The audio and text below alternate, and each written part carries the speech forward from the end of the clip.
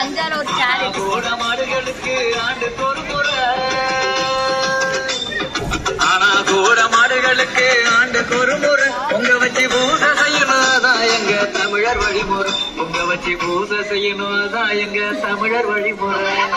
3 வீரருக்கு கரிசல் போட்டு